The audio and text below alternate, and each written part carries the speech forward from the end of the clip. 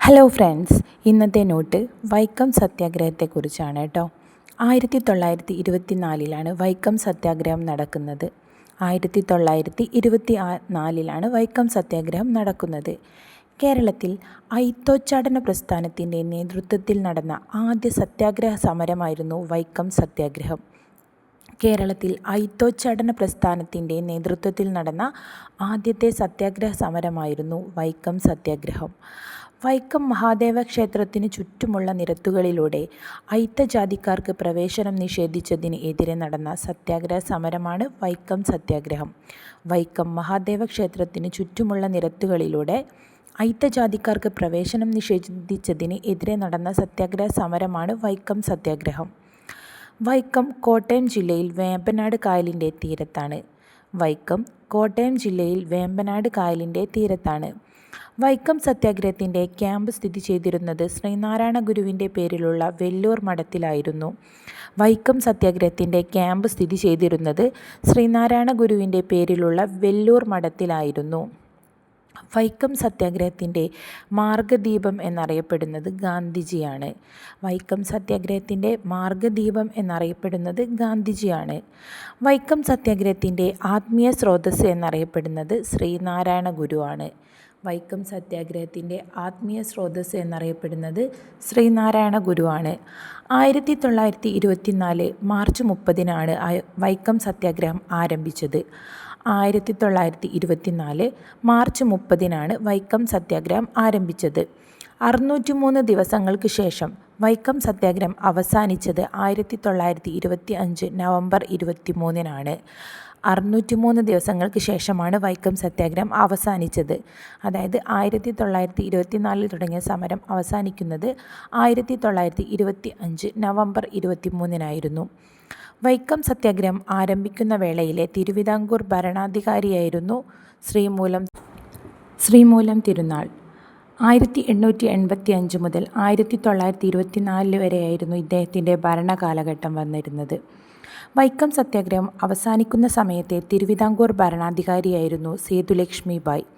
1924 മുതൽ 1931 വരെയായിരുന്നു ഇവരുടെ കാലഘട്ടം.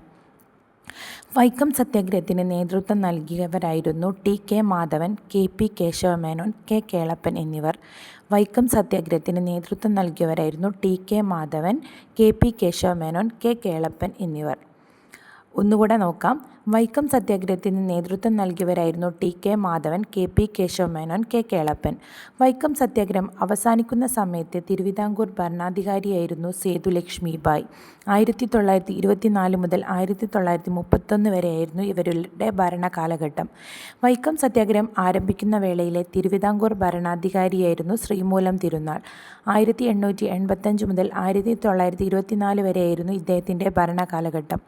603 ദിവസങ്ങൾക്ക് ശേഷമാണ് വൈക്കം സത്യാഗ്രഹം അവസാനിച്ചത്. 1925 നവംബർ 23 വൈക്കം സത്യാഗ്രഹം അവസാനിച്ചത്. 1924 മാർച്ച് 30 വൈക്കം സത്യാഗ്രഹം ആരംഭിച്ചത്. 1924 മാർച്ച് 30 ആരംഭിച്ച സമരം 603 ദിവസങ്ങൾക്ക് ശേഷം 1925 നവംബർ 23 അവസാനിച്ചത്. വൈക്കം സത്യാഗ്രഹത്തിൻ്റെ ആത്മീയ സ്രോതസ്സ് ശ്രീനാരായണ ഗുരുവും വൈക്കം സത്യാഗ്രഹത്തിൻ്റെ മാർഗദീപം ഗാന്ധിജിയുമായിരുന്നു. വൈക്കം സത്യാഗ്രഹത്തിൻ്റെ ക്യാമ്പ് സ്ഥിതി ചെയ്തിരുന്നത് ശ്രീനാരായണ ഗുരുവിൻ്റെ പേരിലുള്ള വെല്ലൂർ മഠത്തിലായിരുന്നു. വൈക്കം കോട്ടയം ജില്ലയിലെ വേമ്പനാട് കായലിൻ്റെ തീരത്താണ്. വൈക്കം മഹാദേവ ക്ഷേത്രത്തിന് ചുറ്റുമുള്ള നിരത്തുകളിലൂടെ അയിത്തജാതിക്കാർക്ക് പ്രവേശനം നിഷേധിച്ചതിനെതിരെ നടന്ന സത്യാഗ്രഹ സമരമായിരുന്നു വൈക്കം സത്യാഗ്രഹം. കേരളത്തിൽ അയിത്തോച്ചാടന പ്രസ്ഥാനത്തിൻ്റെ നേതൃത്വത്തിൽ നടന്ന ആദ്യത്തെ സത്യാഗ്രഹ സമരമായിരുന്നു വൈക്കം സത്യാഗ്രഹം. അപ്പോൾ 1924 വൈക്കം സത്യാഗ്രഹം ആരംഭിച്ചത്. 1924 മാർച്ച് 30 ആരംഭിച്ച വൈക്കം സത്യാഗ്രഹം 1925 നവംബർ 23 അവസാനിച്ചത്. വൈക്കം മഹാദേവ ക്ഷേത്രത്തിൻ്റെ ചുറ്റുമുള്ള നിരത്തുകളിലൂടെ അയിത്തജാതിക്കാർക്ക് പ്രവേശനം നിഷേധിച്ചതിന് എതിരെ നടന്ന സത്യാഗ്രഹ സമരം വൈക്കം കോട്ടയം ജില്ല വേമ്പനാട് കായലിൻ്റെ തീരം. വൈക്കം സത്യാഗ്രഹത്തിൻ്റെ ക്യാമ്പ് സ്ഥിതി ചെയ്തിരുന്നത് ശ്രീനാരായണ ഗുരുവിൻ്റെ പേരുള്ള വെല്ലൂർ മഠത്തിലായിരുന്നു. വൈക്കം സത്യാഗ്രഹത്തിൻ്റെ മാർഗദീപം ഗാന്ധിജി, ആത്മീയ സ്രോതസ്സ് ശ്രീനാരായണ ഗുരു, 603 ദിവസങ്ങളായിരുന്നു വൈക്കം സത്യാഗ്രഹം നീണ്ടു നിന്നിരുന്നത്.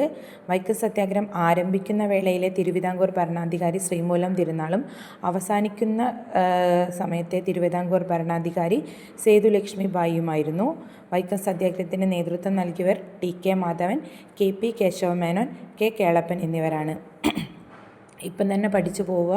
വൈക്കം സത്യാഗ്രഹത്തിനെ കുറിച്ചുള്ള ചെറിയൊരു നോട്ടാണ്. ഞാൻ PSC ക്ലാസ്സിൽ പോയ സമയത്ത് ഞാൻ എഴുതി വച്ചിരിക്കുന്ന നോട്ടുകളാണ് നിങ്ങൾക്ക് തന്നുകൊണ്ടിരിക്കുന്നത്.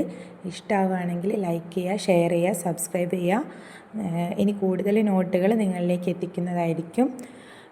എന്തായാലും നിങ്ങൾക്ക് ഉപകാരപ്രദമായിരിക്കും നോട്ട്. പക്ഷേ എനിക്ക് എത്രത്തോളം നിങ്ങൾക്ക് പറഞ്ഞു തരാൻ പറ്റുമെന്ന് എനിക്കറിയില്ല. പക്ഷേ ഈ നോട്ടുകൾ ഞാൻ നിങ്ങൾക്ക് എന്തായാലും ഷെയർ ചെയ്ത് തരുന്നതായിരിക്കും. ആർക്കെങ്കിലും ഉപകാരമാവുകയാണെങ്കിൽ നല്ലൊരു കാര്യമായിട്ട് കരുതുന്നു. Okay, thank you.